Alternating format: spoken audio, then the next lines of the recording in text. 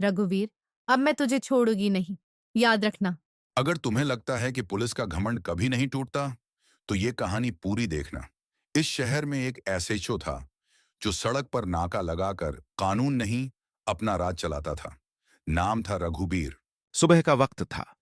जिला मुख्यालय की सड़कें अभी पूरी तरह जागी नहीं थीं, लेकिन नालियों से उठती बदबू, चाय की दुकानों पर जमा लोग और दफ्तरों के बाहर खड़े फरियादी बता रहे थे कि सिस्टम कभी सोता नहीं। इसी शहर में एक नाम था, जिसे लोग धीरे बोलते थे, डीएम मैडम, अनन्या वर्मा। 30 के आखिर में, शांत चेहरा, साधारण सूती साड़ी, आंखों में ऐसा ठहराव जैसे किसी ने अंदर से डर निकाल फेंका हो। वो उस कुर्सी पर बैठी थी जहां बैठने से पहले बहुत लोग बदल जाते हैं, लेकिन अनन्या बदली नहीं थी। उस दिन की पहली फाइल थी, थाना सिविल लाइंस, शिकायतें। लगातार कागजों में एक ही नाम बार बार उभर रहा था, एसएचओ रघुवीर सिंह। शिकायतें नई नहीं थीं। रोजगार कार्ड, जमीन के कागज, एफआईआर दर्ज न करना, शराब माफिया से सांठ-गांठ, गरीबों से खुलेआम पैसा। पर हर शिकायत के आगे एक लाइन जरूर लिखी थी, जांच लंबित। अनन्या ने फाइल बंद की। उसने खिड़की से बाहर देखा। नीचे एक बूढ़ा आदमी धूप में खड़ा था, हाथ में फटी हुई अर्जी, आंखों में उम्मीद की आखिरी सांस। यहीं से कहानी शुरू नहीं हुई थी। ये कहानी तब शुरू हुई थी जब सिस्टम ने पहली बार किसी को सिखाया था कि डरना जरूरी है। रघुवीर सिंह 25 साल से पुलिस में था। उसके लिए थाना कोई इमारत नहीं, एक साम्राज्य था। उसके लिए कानून किताब नहीं, एक औजार था। जब चाहिए इस्तेमाल करो, जब चाहिए तोड़ दो। थाने में हर किसी को पता था, बिना खर्चा पानी के कोई काम नहीं। और अगर कोई ज्यादा ईमानदारी दिखाए तो उसकी फाइलें गुम हो जाती थीं। पर रघुवीर को एक बात नहीं पता थी कि सिस्टम में कभी कभी ऐसे लोग भी आ जाते हैं जो नियमों से नहीं, धैर्य से लड़ते हैं। अनन्या वर्मा ने एसएचओ को सीधे नहीं बुलाया। यही उसकी पहली चाल थी।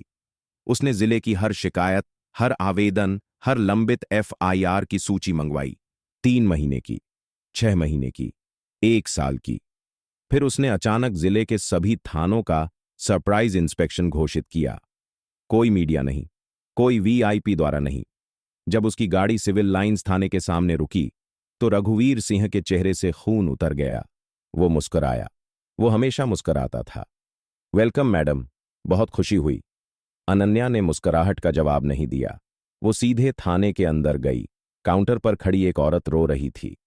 क्या हुआ? अनन्या ने पूछा। औरत बोली, मैडम, मेरा बेटा 3 दिन से गायब है। रिपोर्ट लिखने को बोल रहे हैं, पहले ऊपर से लिखवा कर लाओ। अनन्या ने एसएचओ की तरफ देखा। धीरे से बोली, ये ऊपर कौन है? रघुवीर चुप रहा। यहीं से मजा चखाना शुरू नहीं हुआ। ये तो बस पहला घूंट था। अनन्या ने उसी दिन कोई आदेश नहीं दिया। वो चली गई। और यही बात रघुवीर को सबसे ज्यादा डराने लगी। अगले हफ्ते डीएम ऑफिस में एक नोटिस गया, सिविल लाइंस थाने के पिछले 12 महीनों के सभी मामलों की डिजिटल ऑडिट। एसएचओ हंसा। ऑडिट से क्या होगा? उसे नहीं पता था कि ऑडिट सिर्फ कागज नहीं पढ़ती, वो पैटर्न पढ़ती है। कौन सा केस दबा, किसका चार्जशीट रुका, किस गवाह का बयान बदला, किस एफआईआर की तारीख बदली। हर जगह एक ही नाम, रघुवीर सिंह। फिर अनन्या ने दूसरा कदम उठाया। उसने एसएचओ को नहीं, थाने के सबसे छोटे सिपाही को बुलाया। सच बोलोगे तो तुम्हारी नौकरी सुरक्षित रहेगी। अनन्या ने सिर्फ इतना कहा और वो सिपाही टूट गया। उसने बताया कैसे एसएचओ हफ्ता लेता था, कैसे शराब माफिया को पहले खबर मिलती थी, कैसे गरीबों की अर्जी फाड़ दी जाती थी। अनन्या ने सब रिकॉर्ड किया, पर अब भी कोई कार्रवाई नहीं। क्यों?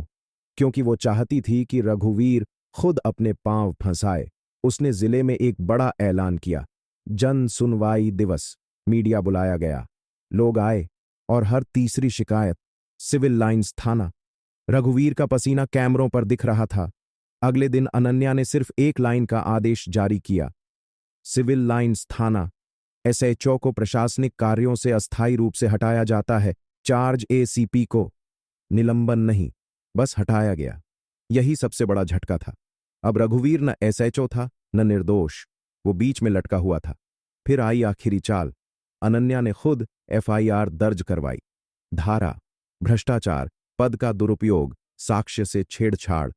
रघुवीर को पहली बार हथकड़ी लगी।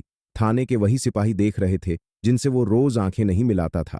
कोई शोर नहीं था, कोई तमाशा नहीं, बस एक आवाज गूंज रही थी, कानून सबके लिए एक है। कोर्ट में केस चला।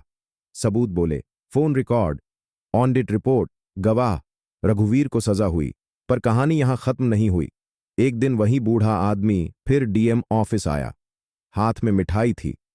मैडम, अब मेरा बेटा मिल गया, रिपोर्ट लिखी गई, इंसाफ मिला। अनन्या ने मिठाई नहीं ली, बस कहा, ये मेरा काम था। बूढ़ा बोला, नहीं मैडम, ये उम्मीद थी। शहर में लोग कहने लगे, डीएम मैडम ने एसएचओ को मजा चखा दिया, पर असल में उन्होंने सिस्टम को याद दिलाया था कि डर का इलाज ईमानदारी है। और यही कहानी थी भ्रष्टाचार के खिलाफ धैर्य के साथ लड़ी गई एक लड़ाई की, जहां कोई हीरो डायलॉग नहीं था, बस काम था और सच था। रघुवीर सिंह की गिरफ्तारी के बाद शहर कुछ दिनों तक शांत रहा। वो शांति ऐसी नहीं थी जिसमें सुकून हो, बल्कि ऐसी थी जिसमें लोग सोच रहे थे, क्या सच में कुछ बदला है या ये भी बस एक दिखावा है। अनन्या वर्मा जानती थी कि भ्रष्टाचार कभी अकेला नहीं होता। एक एसएचओ गिरता है, लेकिन उसके पीछे पूरा जाल खड़ा होता है। अगर जाल नहीं काटा गया तो कोई और रघुवीर पैदा हो जाएगा। इसलिए उसने अगला कदम चुपचाप उठाया। उसने जिले के सभी थानों के प्रॉपर्टी रजिस्टर्स, केस डायरीज और सीजर लिस्ट्स दोबारा मंगवाईं। कागज फिर से बोले। एक पैटर्न साफ दिख रहा था। कुछ मामलों में जब्त की गई संपत्ति का कोई अता पता नहीं। कहीं शराब, कहीं नकदी, कहीं गाड़ियां, और हर जगह एक ही जवाब, मालखाने में है। अनन्या ने खुद मालखाने का निरीक्षण किया। जो चीजें कागजों में थीं, वो जमीन पर नहीं थीं, और जो जमीन पर थीं, उनका कागजों में जिक्र नहीं। यही वो जगह थी जहां सिस्टम सबसे ज्यादा सड़ता है। उसने सीधे पुलिस मुख्यालय को नहीं लिखा, उसने पहले जिले के आम लोगों को जोड़ा। एक आदेश निकला, हर थाना महीने में एक बार ओपन पब्लिक ऑडिट डे रखेगा। कोई भी नागरिक आकर अपने केस की स्थिति देख सकता है। पुलिस महकमे में खलबली मच गई। ये तो हमारी इज्जत की धज्जियां उड़ा देंगी। आम आदमी क्या समझेगा केस डायरी? ये डीएम ज्यादा ही सुधारक बन रही है। अनन्या सब सुन रही थी, पर बोल नहीं रही थी। पहला public audit day Civil Lines थाने में रखा गया। लोग आए, जिनकी शिकायतें सालों से दबाई गई थीं। एक आदमी बोला, मैडम, मेरे भाई की बाइक जब्त हुई थी, बोला गया कोर्ट में जमा है। आज 2 साल हो गए। एसीपी ने फाइल देखी, कोर्ट में जमा होने का कोई रिकॉर्ड नहीं, बाइक गायब थी। वो दिन एक शुरुआत था। लोगों को पहली बार लगा कि सवाल पूछना गुनाह नहीं, लेकिन भ्रष्ट सिस्टम चुप नहीं बैठता। अनन्या को गुमनाम कॉल आने लगे, मैडम ज्यादा अंदर मत जाइए। सब साफ करने की कोशिश की तो आप अकेली पड़ जाएंगी। उसने फोन काट दिया। उस रात उसने अपनी डायरी में लिखा, डराने की कोशिश तब होती है जब सच पास होता है। अगले हफ्ते राज्य से एक आदेश आया, अनन्या वर्मा का तबादला। कोई वजह नहीं, कोई स्पष्टीकरण नहीं, बस एक लाइन, प्रशासनिक आवश्यकता। पूरा जिला हिल गया। लोग समझ गए, ये लड़ाई अब खुलकर सामने आ चुकी है। अनन्या ने तबादले को चुनौती नहीं दी। वो जानती थी कि कुर्सी से लड़ना आसान है, सिस्टम से नहीं।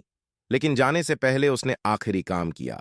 उसने जिले की सारी ऑनगोइंग करप्शन इंक्वायरीज को सील करके सीधे राज्य विजिलेंस आयोग को ट्रांसफर कर दिया। कोई लोकल दखल नहीं, कोई दबाव नहीं। उसके जाने के दिन डीएम ऑफिस के बाहर भीड़ थी। कोई नारे नहीं, कोई पोस्टर नहीं, बस लोग खड़े थे। वही बूढ़ा आदमी, वही औरतें, वही छोटे दुकानदार।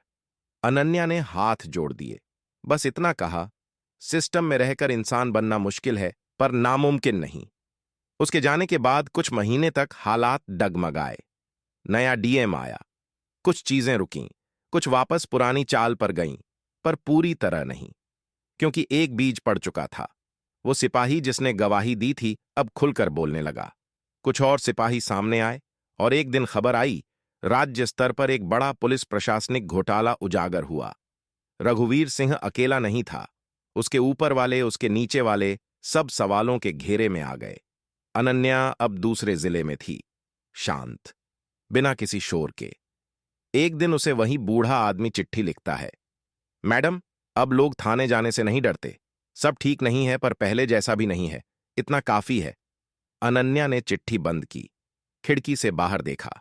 सिस्टम धीरे बदलता है, पर जब बदलता है तो इतिहास बनाता है। और कहानी यहीं खत्म नहीं होती, क्योंकि जब भी कोई अफसर ईमानदारी से काम करता है, किसी न किसी शहर में कोई न कोई रघुवीर गिरता है और कोई न कोई अनन्या खड़ी होती है। अनन्या वर्मा के तबादले के बाद जो सबसे बड़ा बदलाव आया, वो बाहर से नहीं दिखता था। वो बदलाव लोगों के व्यवहार में था। पहले लोग थाने के सामने से सिर झुकाकर निकलते थे। अब वे रुकते थे, अंदर झांकते थे, पूछते थे, आज कौन ड्यूटी पर है। यह छोटा बदलाव था, लेकिन सिस्टम के लिए खतरनाक। नया डीएम शशांक त्रिपाठी एक अनुभवी अफसर था। वो ईमानदार भी था, पर सतर्क।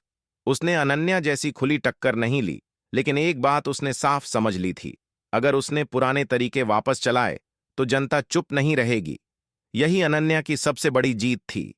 उधर रघुवीर सिंह जेल में था। पहले हफ्ते वो चुप रहा, दूसरे हफ्ते गुस्से में रहा, तीसरे हफ्ते डर में। जेल इंसान को सोचने का वक्त देती है, और जब इंसान सोचने लगता है तो उसे समझ आता है कि उसने किन किन लोगों को कुचला था।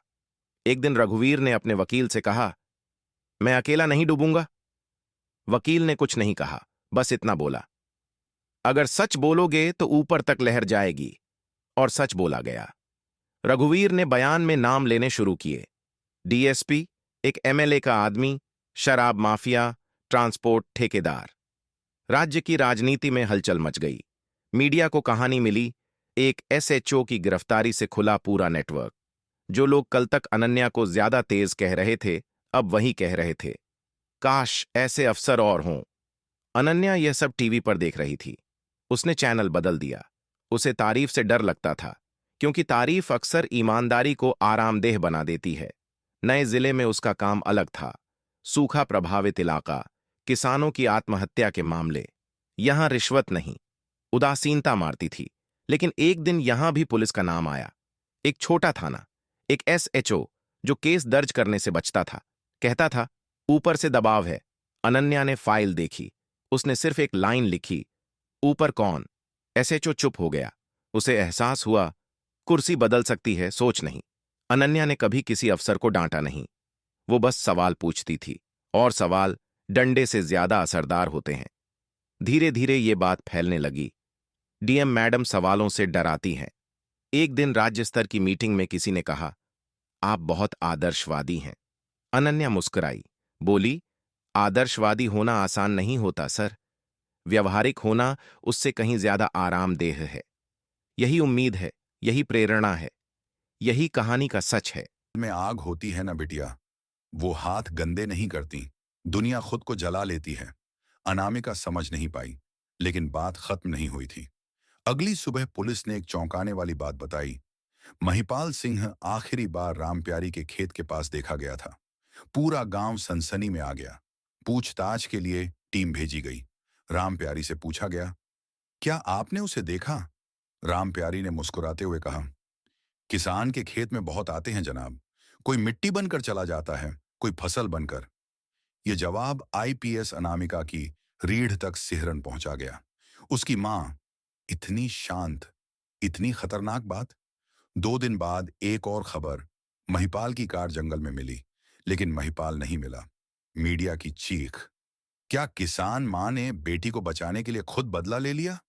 आईपीएस बेटी और किसान मां, एक डबल ट्विस्ट। अनामिका परेशान हो गई। उसने मां से पूछा, मां, साफ साफ बताओ, महिपाल को क्या किया तुमने? रामप्यारी ने बस इतना कहा, किसान अपने दुश्मन को हथियार से नहीं मारता बिटिया, वो बस मौसम का इंतजार करता है। लेकिन कहानी की सबसे खतरनाक सच्चाई तो अभी बाकी थी। एक शाम अनामिका अपने पुराने घर गई। खेत में हल धंसा था, मिट्टी पलटकर ऊपर लाई जा रही थी। अचानक एक जगह मिट्टी अलग दिखी, काली भारी गीली। अनामिका ने जमीन खुरची, नीचे से महिपाल की घड़ी मिली, वही जो वह रोज पहनता था। अनामिका के पैरों से जमीन खिसक गई। उसकी मां, शांत बूढ़ी कमजोर मां, क्या वह? उसने मां की तरफ देखा। रामप्यारी बिल्कुल चुप थी, जैसे सच उसके चेहरे पर लिखा हो। मां, क्या आपने? रामप्यारी ने कांपती आवाज में कहा, जिसने मेरे पति को मारा, जिसके कारण मेरी बेटी सड़क पर घसीटी गई। मैंने बस उसे उसी मिट्टी में मिला दिया जो उसने हमसे छीनी थी। अनामिका रो पड़ी। मां, ये कानून के खिलाफ है, रामप्यारी बोली। कानून उन पर चलता है जिनके हाथ साफ हों, जिनके हाथ मिट्टी में हों, उनके फैसले भगवान लिखता है। सबसे बड़ा ट्विस्ट, महिपाल जिंदा था। वह भाग चुका था और जानता था कि सब उसे खोज रहे हैं। उसने खुद अपनी गायब होने की चाल रची थी ताकि सारी उंगलियां आईपीएस अनामिका पर उठें। उसने मीडिया में गुप्त फोन कर फैलाया, आईपीएस बेटी बदला ले रही है, उसे डरता हूं, बचाओ मुझे। देश भर में हंगामा, आईपीएस अफसर पर सवाल। मां बेटी दोनों को शक के घेरे में डाल दिया गया। लेकिन कहानी का अंतिम और सबसे फिल्मी ट्विस्ट, अनामिका ने एक गुप्त ऑपरेशन में महिपाल को पकड़ लिया। जब उसे थाने लाया गया तो कैमरे चमक उठे। क्या वह मां के खिलाफ गवाही देगा? क्या वह बोलेगा कि उसे किसने नुकसान पहुंचाया?